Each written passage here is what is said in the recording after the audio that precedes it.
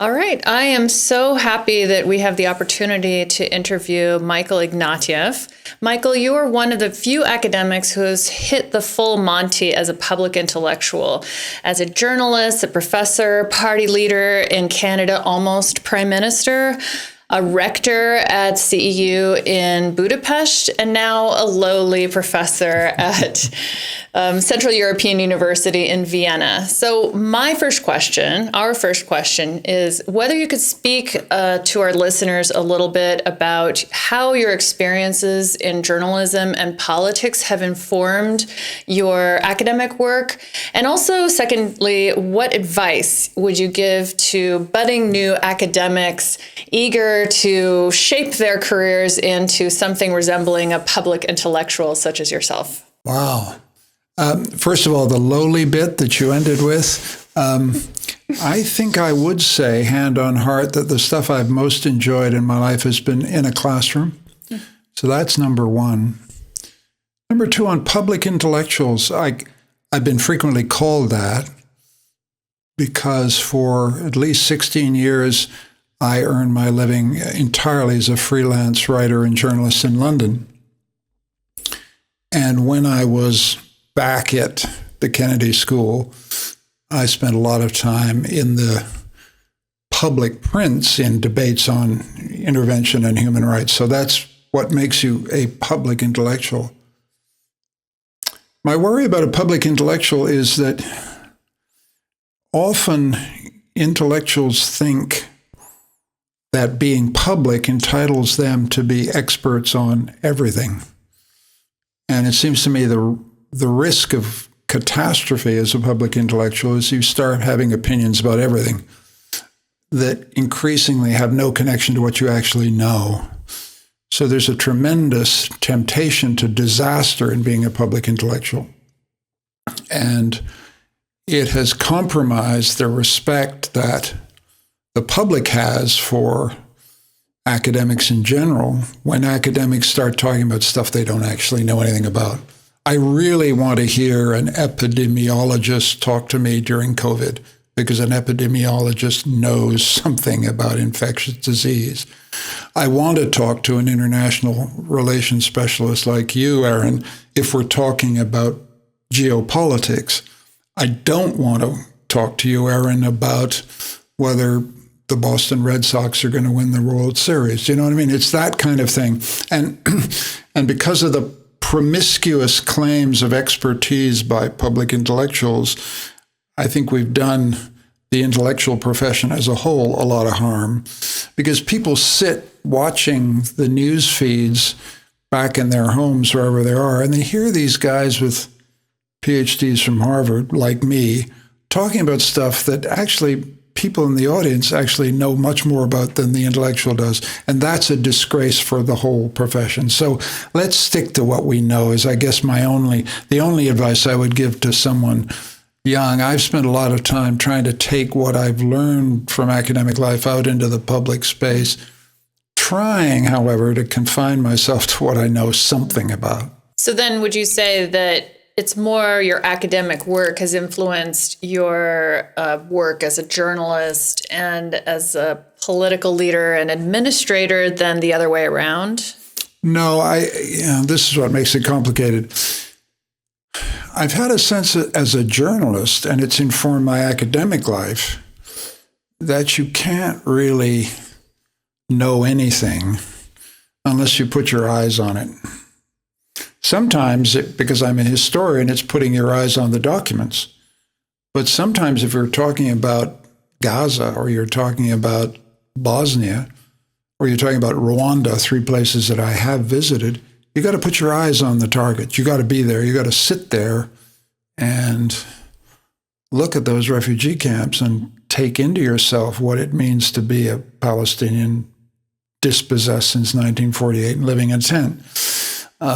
You've got to be in the streets of Sarajevo and feel the tragedy that many Bosniaks record of having lost a multicultural tolerance before the war that you can see palpably in the streets, in the way Christian churches and mosques are contiguous.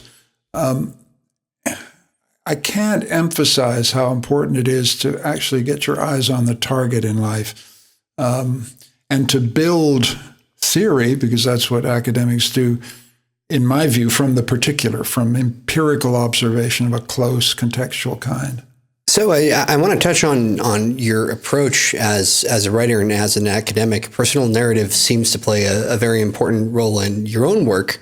And I know that you studied with Isaiah Berlin at Oxford and you wrote his intellectual biography. Charles Taylor did too, a generation earlier. There kind of seems to be a distinctive Berlin tradition or lineage of focus on personal meaning, historical consciousness, and skepticism of systems. Do you see yourself as part of that tradition? And how do you see that intellectual tradition faring today, especially when some of the aspects of pluralism have become more controversial? I owe a tremendous personal debt to Isaiah. I was never a student, as it happens. I came on the scene afterwards. What did I learn? I learned, I think, from Isaiah to think about intellectual activity differently. He's one of the great intellectual historians, but he always locates an idea, a theory, in the life dilemma, life experience of the writer themselves. So when I wrote his biography, I located his distinctive contribution in the fact that he's a Russian Jew, born in the empire, comes to Oxford, never forgets for an instant that he's Jewish, but yet makes an incredibly successful assimilation into the elite circles of not only Oxford, but London life, but has a sense that his life task is to pull these pieces together. He has a sense of inner conflict. And I think that produces a strong sense that moral conflict is intrinsic to human life and then to political life. He's the liberal who says most strongly, if you think that you can combine liberty and equality, think again. What you are, if you think that, actually is a progressive. A liberal actually thinks you're going to have to choose. And if you have to choose, as you do, you better choose liberty. And that's a choice that many progressives don't want to make, but liberals have to make it because the goal of political life from our point of view is freedom. And in his case, his investment in freedom is, above all, an investment in the idea that why freedom matters is to make a unity of all the contradictions in your own life and to be able to be an effective agent, a self-conscious, aware agent who can act in the world and behave responsibly. That's what you need freedom for. You can't do that unless you have institutional freedom, political freedom, cultural freedom. And he was stubborn about that. He's especially interesting about being Jewish. He spent his whole life with people telling him, here's the kind of Jew you should be. You should make Aliyah. You should go back to Israel. You should be a progressive socialist Jew. You should be this kind of Jew, that kind of Jew. And what are you doing in England among the Goyim? And he said, basically, quietly but persistent, I will make up my damn mind what kind of Jew I'm going to be. And that, of all the things I learned from him, is the strongest message I took from him, oddly. This intransigent insistence on the freedom to choose what claims identity make upon you. And that's what it seems to me is still living in Isaiah's thought. And so, yes, I'm part of that tendency, to get back to your original question. We can't have all the good things in life in one. We have to choose. The world is made up of plural commitments. Erin's a woman, I'm a man. That's two different universes right there, right? You're young, I'm old and decrepit. That's two universes right there. And so our political problem is to make something that allows us to negotiate and share those differences. So liberal starts from the assumption that there's no we in any room because of the intransigent differences that we all bring to the table. And so the political problem is to get us to do some business, because the alternative, and the liberal has as I had a vivid sense of tragedy, the alternative is civil war. We could end up fighting here, so let's not do that, is what a liberal says. And all of that has been fundamental to my view, and a lot of it comes from Isaiah, and a lot of it comes from just my own life experience. So if we're kind of following a sort of life trajectory, maybe it makes sense to talk about your very, very famous book, Blood and Belonging, from 1993, which I understand comes out of your work also as a journalist. So in this book, you warn against this turn towards exclusionary nationalism. So you're looking at all of these events that are occurring across Eastern Europe, right? You know, the rise of sort of these neo-Nazi groups, the oppression of Roma people across the region, these, football hooligans. But then you also say, we see a lot of this type of nationalism, this exclusionary nationalism, also in these Western countries, which kind of breaks down this classic East-West. In the West, we have this kind of voluntaristic type of nationalism, whereas in the East, we have this organic, exclusionary, violent type of nationalism. So I'm wondering how you look at the landscape of Europe today in light of the kind of really 5-alarm warning that you were issuing at the time in the early 1990s. Are we at that level today? Or how would you help us understand this, your perspective on events in the recent past? I think you're picking up a lot of what I was trying to get at. One of the things I was trying to get at is emancipate ourselves from the kind of crude triumphalism that happened after '89. End of communism, we won, they lost, the world is safe for liberal democracy. And what I saw instead, really from 1990 onwards, was an explosion of political nationalism, which seems to me to make perfect sense. Democracy comes to Eastern Europe for the first time since the interwar period. But when democracy comes, it raises the question, who will rule? Will majorities prevail? What will happen to minorities? The minorities have a history. The majorities have a history of interethnic conflict that often led to violence. In the former Yugoslavia, Serbs have bitter memories of the Croats slaughtering them when they were run by the fascists. So any Serb in Croatia in 1990 is asking one question: who will protect me now? And they don't trust the Croatian government to protect them when Croatia elects a majority Croatian government. So they turn to warlords who will protect them. And the warlords then ask Milosevic in Belgrade to send them arms, and suddenly you're into civil war. So I wanted to look at the ways in which, when democracy came to the Balkans, or it came in the form of what turned out to be ethnic nationalism, and because these groups had such terrible previous histories, they couldn't get together to form the kind of civic compromises that in a country like Canada are just second nature. And that led me to another thought, which you picked up on, which is I hated the condescension of Western Europe, which is, they kept saying towards Eastern Europe, why can't you people be a little more reasonable? Why can't you be a little more like us? And a lot of the bitterness in Eastern Europe was towards that condescension towards Eastern European political traditions. I'm married to a Hungarian, right? So I've declared my loyalties here, and so that was at stake. I think the other thing that was at stake for me was that the liberal tradition is very suspicious about nationalism.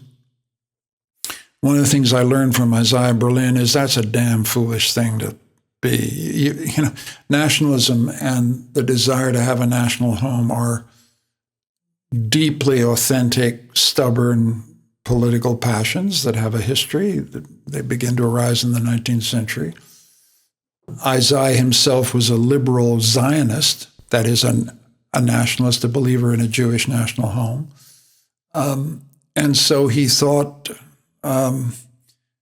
liberalism owes itself, a strong obligation to shed its condescension towards nationalism as dark, atavistic, necessarily violent, and begin to think about, is there a form of nationalism that is actually compatible with liberal democracy, that is, with universal rights and respect and toleration for minorities? And that's what you would call civic nationalism. And I think there is a civic nationalism that is viable. Yoli Tamir, a wonderful scholar in Israel, has made strong arguments of that kind. Leah Greenfield has made strong arguments of that kind. Will Kimlicka. This has been the life project of some pretty important people, because they want to flesh out a kind of, the knock against liberalism is its kind of bloodless contractualism. It's bloodless rights equality. It doesn't have any of the soulfulness and emotional heft of nationalist allegiance. And so they want to get a society that has all those legal, constitutional linkages, equality guarantees, and then have the solidarity of a sense of, we have some common traditions, we have common. What they don't want, and I'm in 100% agreement, is that a country is not a bus station, right? It's not a hotel. It's a national home for people. And then the issue is who belongs, who gets to come in, who gets to be welcomed. One of the catastrophes of nationalism everywhere nowadays has been the resurgence of a certain kind of nationalism that says the country only belongs to the people who were born there, or to the people with a certain color of skin or a certain religion. And civic nationalism is struggling against that and saying we can have a home which welcomes strangers and turns them into citizens. And Canada has been doing that for a hell of a long time. The United States has been doing it for a hell of a long time until recently. And Europe, despite lots of knocks and criticisms, has begun really since the 60s to begin to embrace a kind of civic nationalism, Germany being a good example. Verfassungspatriotism has sustained this, very substantial minority populations in Germany.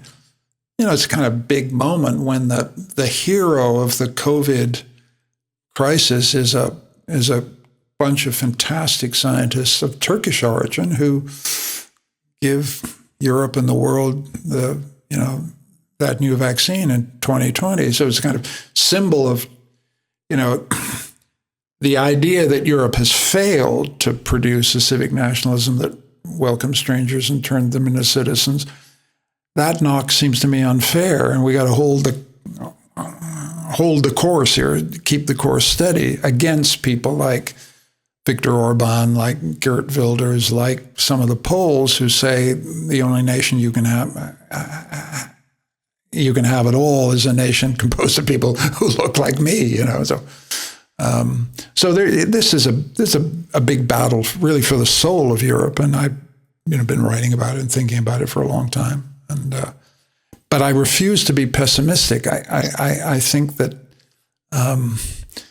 we're in better shape than we dare believe. The problem at the moment is the language is being driven so much by the exclusionary far right. We're losing the rhetorical battle, but I'm not sure we're losing the battle on the ground.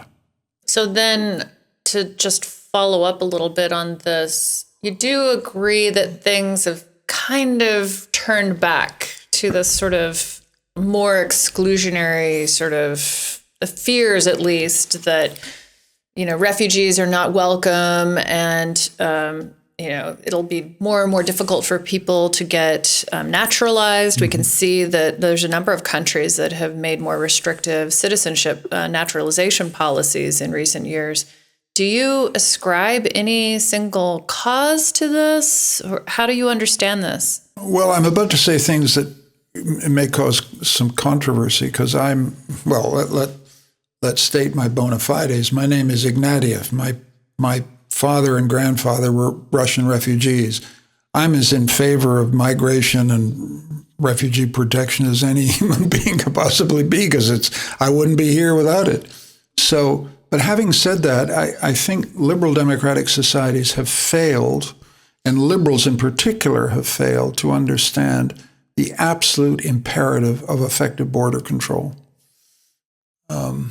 The thing that's poisoning the multicultural experiment is not multiculturalism itself. It's not the fact that when I was coming to this interview this afternoon, the place is absolutely full of hardworking Turkish women taking their kids home wearing hijabs. I mean, they're 20% of the population in Vienna now, and they're accepted, they're part of the thing.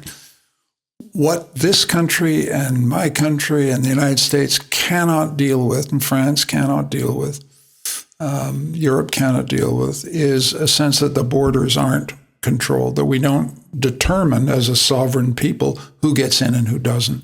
And the interesting thing I learned in politics when I was an active politician is some of the fiercest opponents of illegal migration are recent migrants, because they feel they're jumping the queue.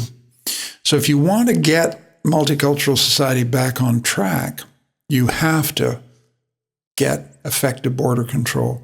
And here we get to the hard part. Effective border control means repatriation of illegals. And nobody in Europe really wants to do that. And I am acutely aware of how painful and difficult that is. But you have to establish, because it's a rule of law issue for people. It's a sense of, we got to know who's coming in. We've got to, a country is not a country unless it has sovereignty over its borders. I do not want to subscribe or endorse anything that President Trump is doing on the southern border of the United States. I want to be clear about that.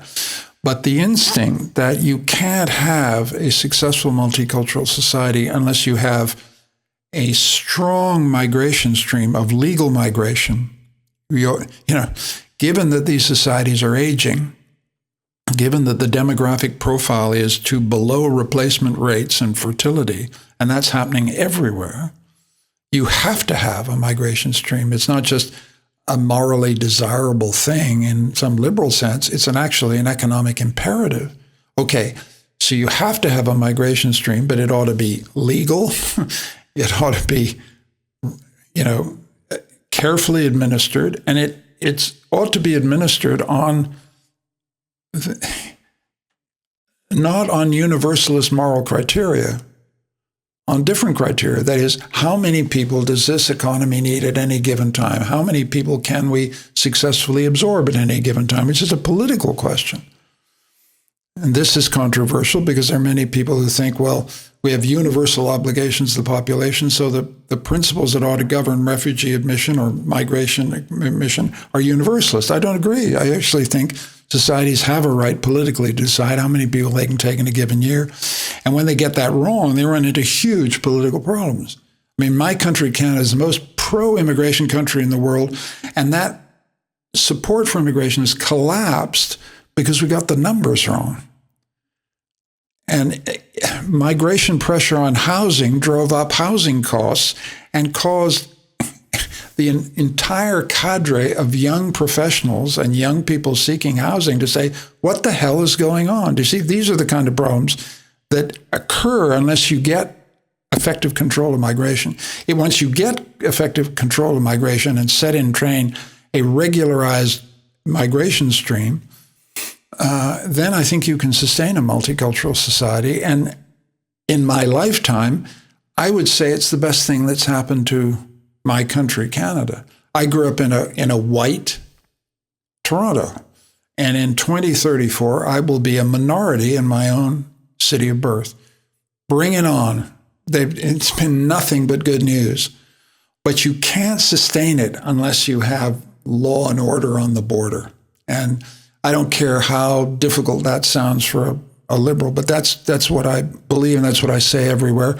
And you look at places like Denmark, which have seen off the far-right challenge to some extent.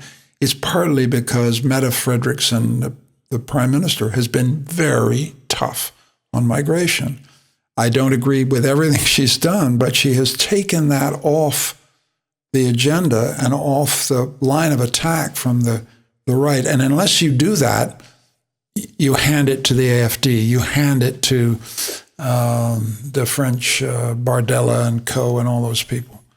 So I wanted to pull out a thread from your answer there. You mentioned the metaphor of the idea of the line, or of people being in a certain line, and I've seen Arlie Hochschild write about this as well.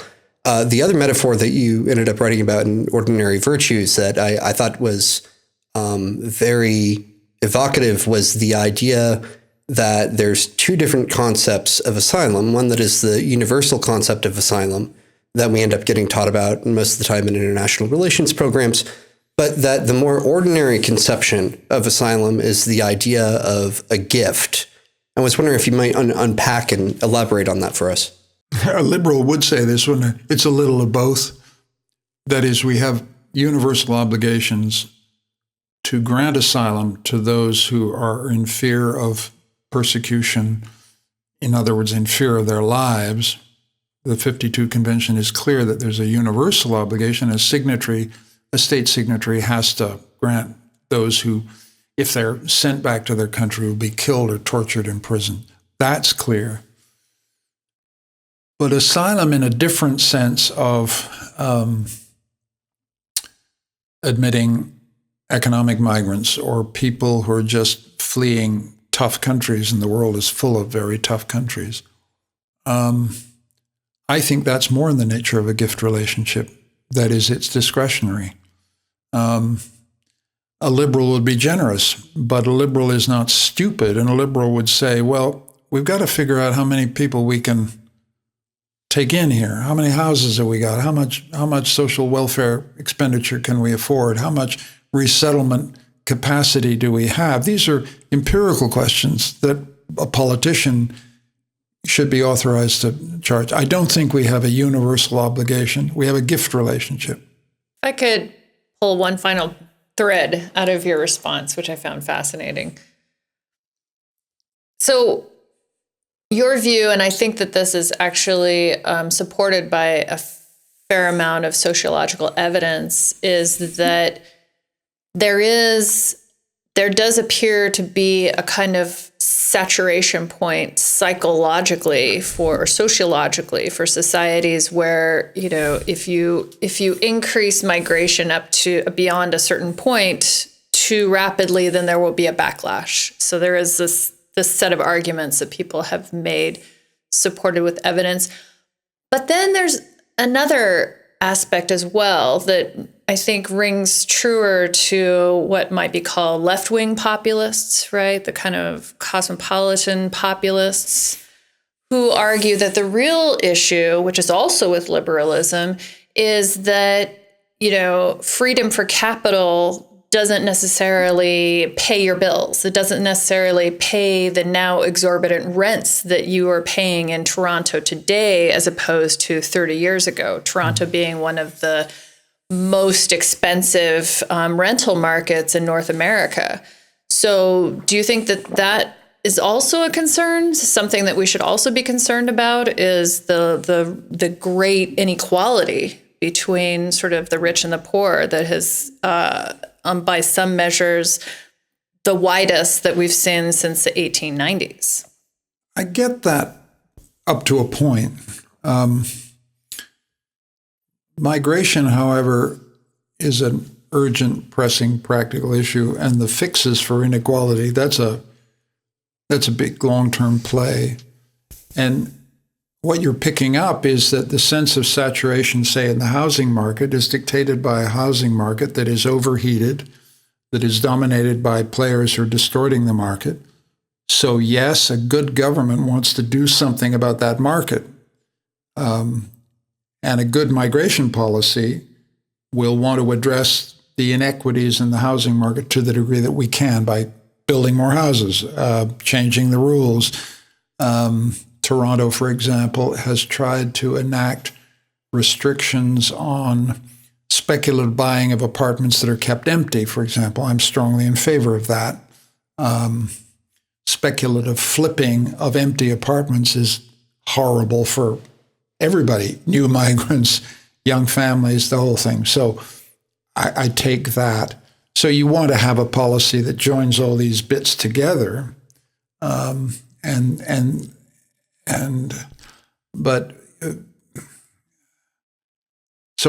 I take you halfway. I just don't think attacking capitalist inequalities is on its own the solution to the migration issue. You want to put these things together. So one of the pieces that I know that you've touched on much more recently in your writing is the role that universities play in this and in academic freedom. And certainly your experience here at CEU in terms of being rector of an international university put you front and center in terms of how an international university would end up interacting with more virulent nationalist rhetoric in terms of your interactions with Viktor Orban and the university's history in Hungary. I'm wondering if any of your thoughts around the importance of civic nationalism have centered on some idea of what the role of international universities ought to be in countries like this and how we ought to think of ourselves going forward within that narrative. Well, connecting to what we've been talking about, I mean, the opening of the university to a global recruitment style coincides with the transformation of our migration patterns. They both date to the 1960s. Canada had restricted immigration policy as the United States did, and it was only in the 60s that we began accepting immigration from the Caribbean and South Asia, and that's been an enormous strengthening of our country and your country and the United States too. And coincidentally with that, a university like Harvard and University of Toronto, where I trained, suddenly opened its doors to students from around the world, and it was an immeasurable strengthening of these universities. It's one of the reasons why they become research powerhouses. And the attack on the internationalization of universities is, just be clear, a catastrophe. It's a catastrophe for liberal democracy, among other things, because one of the side benefits of globalized admissions has been a steady stream of highly qualified people coming to make their lives with us. Let's remember that comes with a cost. Sometimes we're, brilliant Africans, brilliant Asians are leaving their home countries and coming to us. So there have been some negative consequences, but by and large, this has been enormously good for liberal democracy and been a source of strengthening our scientific and technological base. And it has provoked a counterattack, which we're living through at the moment. I taught at the Kennedy School for 8 years. Half of the students in my class were from foreign countries. It was fantastic in every way. I learned from the students. I could see the Americans in the audience learning from the students, sometimes in astonishment. And it is highly significant that the Trump administration has directed so much of its attack on universities on precisely this point, admission of foreign students, on the specious grounds that some of these people are security risks or some of these people are anti-Semitic, or all of this is pretextual, I think, really to just clobber the universities at a point where they're vulnerable. Namely, foreign students have been a very important source of foreign income, additional income. The Kennedy School, is now really struggling as a result of this attack. But at a higher level of elevation here, this attack by the far right on the university, in a way that the opening shot was fired against this little place.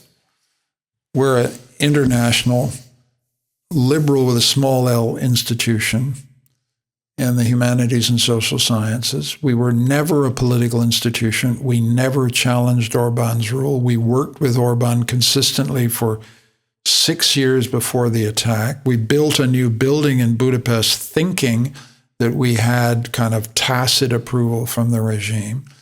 As soon as Donald Trump was elected, literally in November 2016, and Orban judged that a Trump administration would not protect an American accredited institution in Budapest, the attack began. So there was a linkage between the conservative counter-revolution in the United States and the conservative counter-revolution in Budapest, and we need to understand that. And it was the opening shot in an election campaign for Orban. Throwing out a lot of foreigners from Hungary seemed to be a popular winning formula for domestic reasons. But it then morphed into a much broader, what you could call, what the Germans called Kulturkampf, cultural struggle. Steve Bannon, one of the ideologues of the Trump revolution, said entirely rightly, culture is upstream from politics. And that, it seems to me, gives you the key to this story. If you're going to stage a political counter-revolution anywhere, you got to get control of the universities first. They are the unique site for the training of elites and the reproduction of elite belief systems. And the far right believed, with some justice, that they didn't have any droit de cité, or right of residence, in these institutions. They're not wrong about that, by the way. I think there's no question that the Harvard that I knew in the 70s when I was a graduate student, and the Harvard that I knew when I returned as a professor, was not particularly favorable towards conservative thought. You could always think, well, there's always Harvey Mansfield, a distinguished conservative professor, but the act of naming one professor told you everything you need to know. There weren't author of Manliness. Yes, there weren't many more authors of books like Manliness. So, to some extent, the counter-revolution against the liberal institution was an attack on what was regarded as a coercive political environment. Now, many liberals think we shouldn't concede that, but I think there was truth in the argument that what basically happened in the 60s, and I was part of it, was we led a revolution. And it was a revolution of inclusion, civil rights, feminism, gay equality, and in my country, Aboriginal equality. And those were enormously important historic achievements. They brought freedom to millions of people who didn't have it. Okay.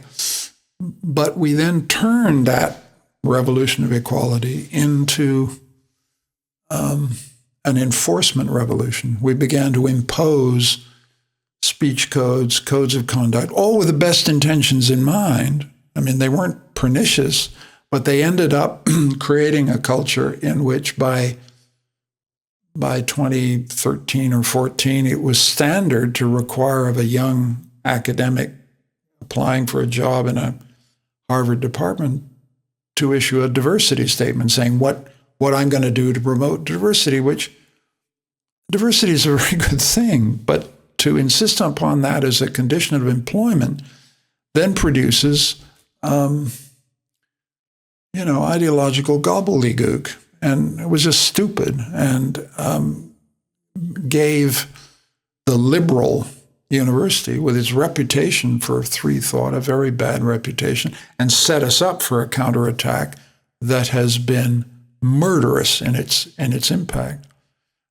I'm not saying we brought it on ourselves. There's no justification for what Trump has done. There's no justification for what Orban did.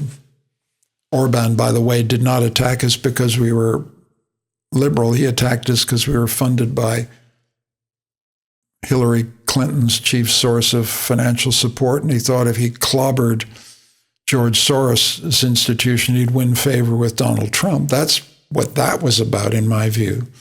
But we are now in the middle of a Kulturkampf, in which the goal here is to secure control of the universities that form elite opinion. And the consequence will be potentially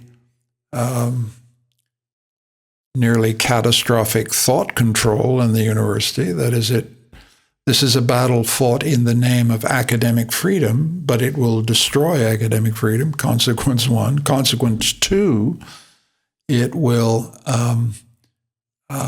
drastically diminish the funding that the federal government has given since the 1940s to American higher education that has produced, revolutionary developments in the hard sciences. And I would say that, wouldn't I, as a university person, but from a historical perspective, I'm struggling to think of a case in which a great empire inflicted such gratuitous self-harm.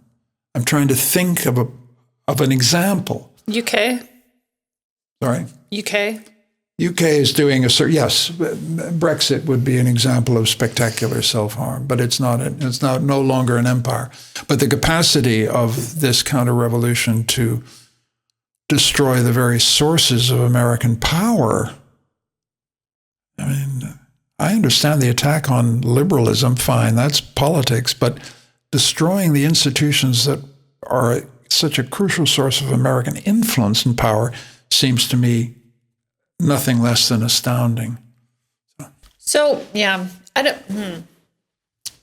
very interesting.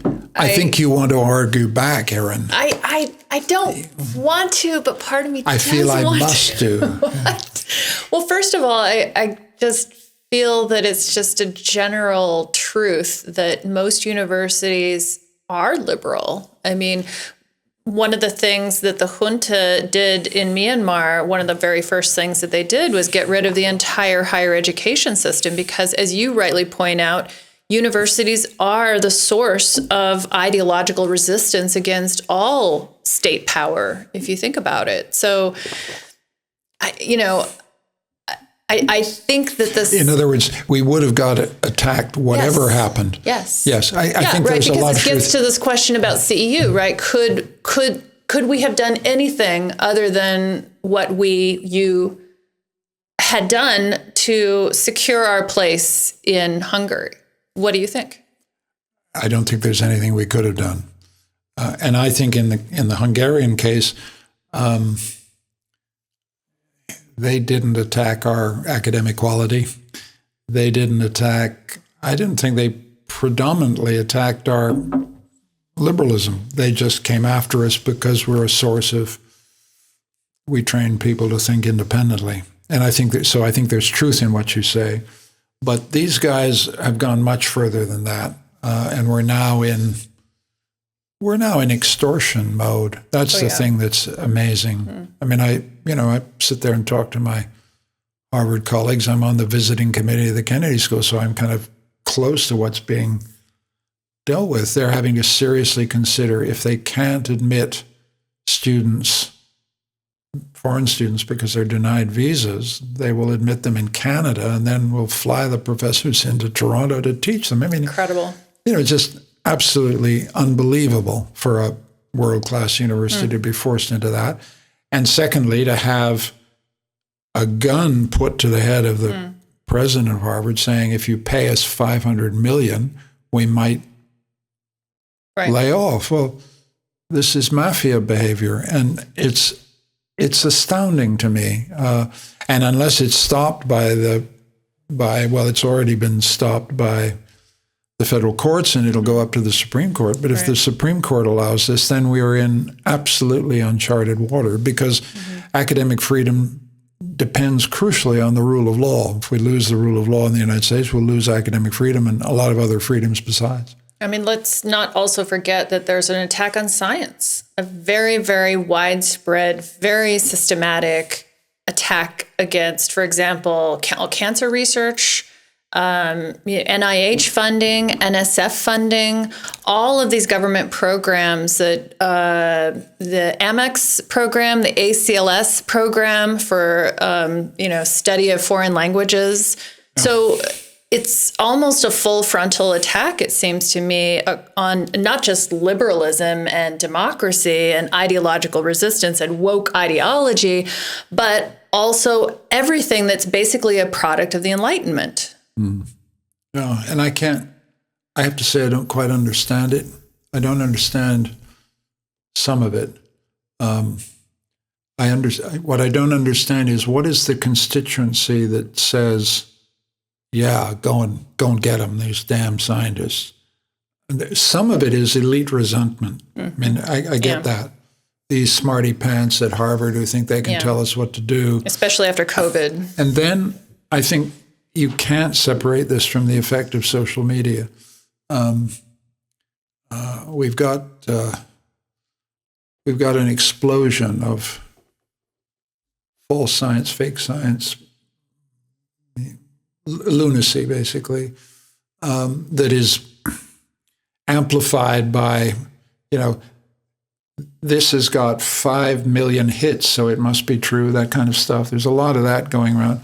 And I think we're just beginning to measure what this technology is doing to shared public discourse. And I'm unapologetic in saying the consequences now seem to me extremely destructive. I, like most people, believed at the beginning that it would be slightly like the Protestant Revolution's connection to the Gutenberg Revolution of the 15th century. That is, the printing press would emancipate people's capacity to read the Bible in the vernacular, and this would then produce religious freedom. And I believed at the beginning that, the idea, which is kind of amazing, that each one of us carries in our cell phone the equivalent of the Library of Alexandria. I mean, it's just staggering amounts of truth. But use it to watch cat videos. Yeah. Now, don't be unkind about cat videos. I love cat videos. I'm very fond of cat videos. So cat videos aside, the amount of kind of scientific fraudery and conspiracy theory is the amplification of it, the acceleration of it by these technologies is, I think, becoming an unquestioned threat to democracy and to democratic reason. So I want to see if I can get you to sharpen the point here in terms of what academics should be taking home in terms of this change, this having the university thrust into geopolitics, as I think you put it in a recent piece, especially at a time where many academics, many universities see themselves as being fairly superfluous to politics, not having much of an effect, certainly not in terms of individual work. Do we need to reconceptualize what our impact is here? Are there ways in which we should be being more reflective in terms of how the public trusts us or sees what we're doing? Well, as I said earlier, I think a public intellectual, someone who goes into the public arena, had better have some scholarship and real science behind him or her, because it's brutal out there, and unless you've got it sorted, opinion won't cut it. So that's the first thing. Stick to what you know and stick to your science and defend it against all comers, and be ready for brutal counterattack if you go in there. But also don't devalue impact and importance. I mean, I think there are plenty of examples of people putting interesting ideas out there that have changed the conversation. I'll give you one rather odd one. It's not momentous, it's not earth-shattering, but it connects to our previous discussion about social media. I've been very impressed by the academic who introduced the idea of, excuse my language, enshittification. I think it's actually brilliant encapsulation of what we're all sensing. And so an intellectual, as a tiny example, can have some impact in in condensing a lot of opinion that hasn't been condensed around one conviction, and thus define and shape debate about this crucial issue. And I think they're bigger examples. Clearly, the ones that are astounding to me are mostly in science rather than in the humanities. I think there's a crisis of credibility in the humanities, which we can talk about, but in the sciences, I received an award a while back, and I sat beside one guy who was also getting the award, and he, as a young graduate student at Harvard, had been asked to study proteins in the gut. He's like 28 years old, and he does some work on proteins on the gut and lays the track for the entire Wegovy revolution, the entirety of the science that has allowed people to lose weight safely, and therefore improve the public health of millions of people, came from one guy slaving away in a Harvard lab 45 years ago. I mean, it's just so we need to remember the incredible leverage effect of some of these technological and scientific breakthroughs. The problem is in the humanities, it seems to me. The kind of patient, slow cultivation of respect for our humanities tradition. It's in some difficulty, but the thing I notice when I go to any museum is they're packed with people hungry to see,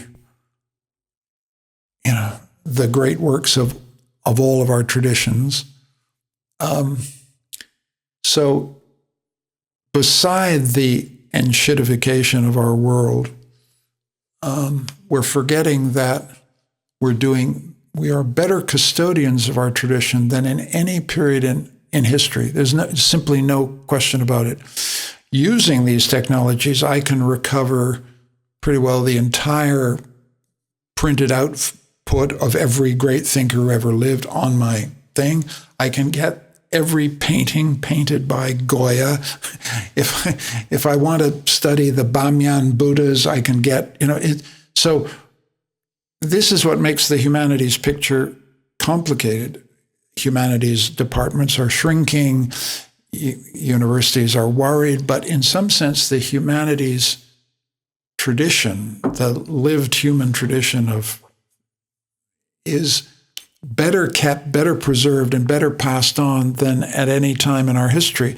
And most university humanities departments wouldn't want to say that because all they can see is that people aren't showing up to their classes. But that's a challenge of good teaching. And, I'm in a humanities department, and I'm absolutely determined to keep the light of history on forever, because I just think it's actually the master discipline. But I would say that, wouldn't I?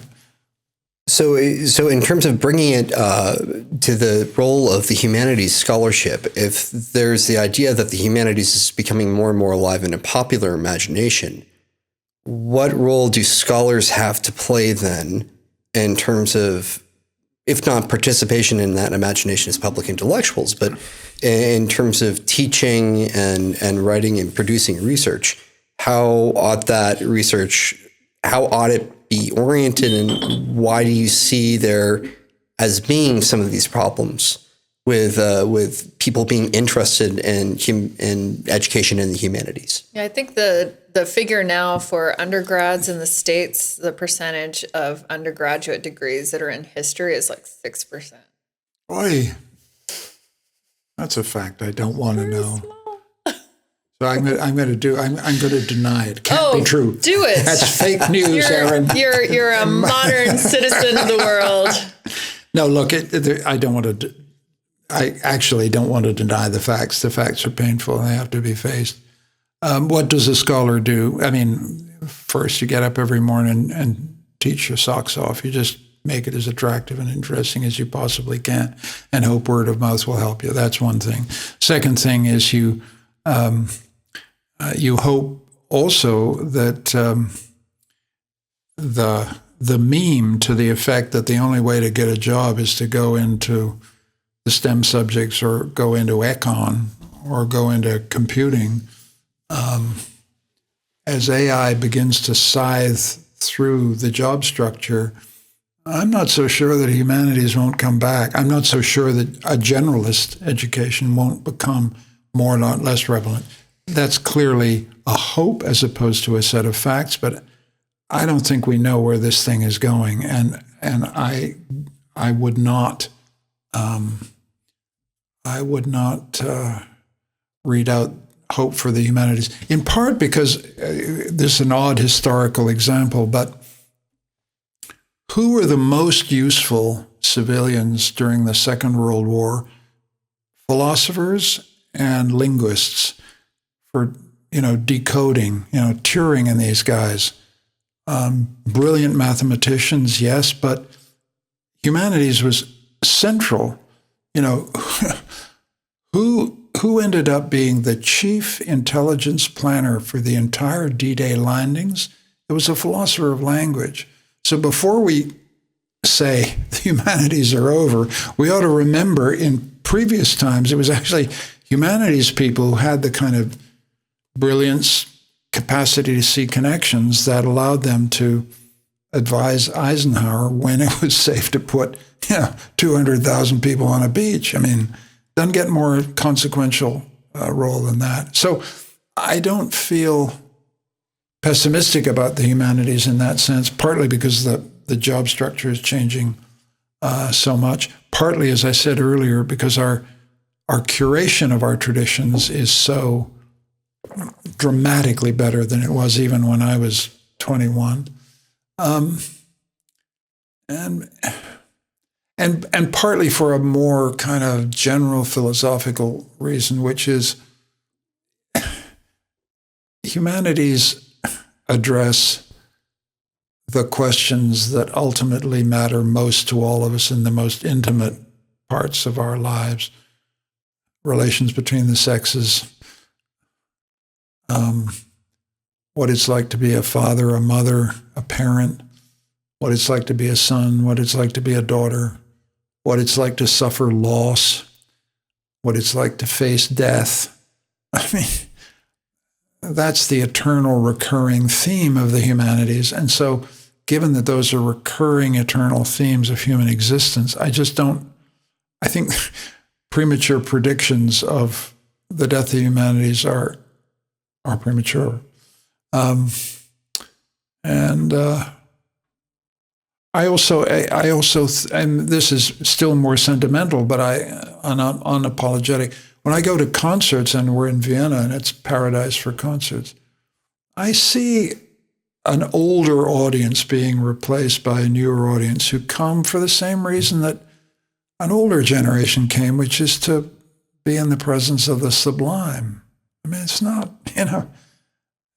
I think we shouldn't underestimate human hunger for beauty and the sublime. I just think it's there. So I don't feel the slightest bit pessimistic about this. I don't believe in civilizational decline and collapse and all this stuff. Life goes on. Maybe if we can ask maybe one more question, pivot a little bit back to geopolitics. Sure. And then we'll let you go. We promise we're not going to abuse you too much more. So Gaza obviously is sort of top of mind for many people in our audience. We can see we have something resembling sort of peace talks going on in Cairo. You yourself in Empire Light, Nation Building in Bosnia, Kosovo, and Afghanistan, which you published 22 years ago, argued that Western powers should pursue a humanitarian empire, should project force to stabilize states, and they should play a role in the establishment of human rights and democratic institutions. What would you say about that now? If you were, revisiting this thesis more than 20 years later in the context of Gaza, does U.S. force still play a role for good, in your opinion? Well, if you start from Gaza, one thing you might say is that had the United States rigorously deployed a previous strategy in relation to the Middle East, that is, as a balancing power that seeks to mitigate and control and call back its ally, would there have been an assault on Gaza? Probably. Would it have been as bloody? I doubt it. If the United States had said this far and no further, it might have made a difference. But what we saw was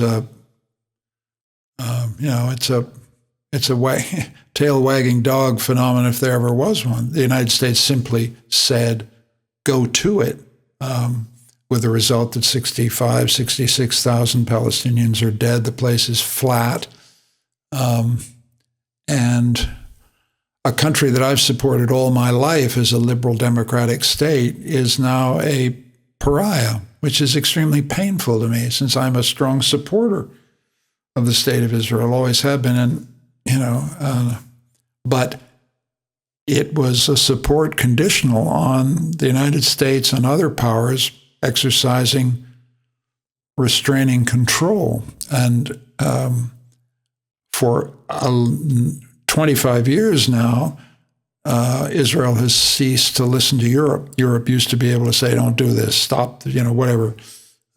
Germany, France, Britain had some restraining influence, zero now.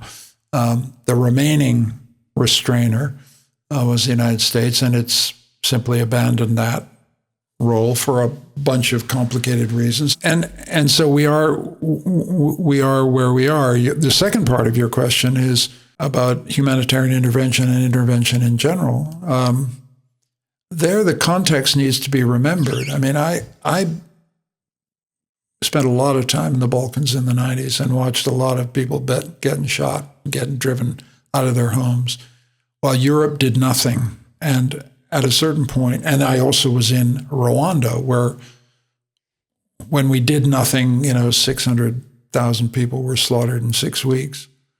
So everybody who is a critic of humanitarian intervention tends to forget what it's like when we don't intervene at all. And that's what it looks like in Rwanda.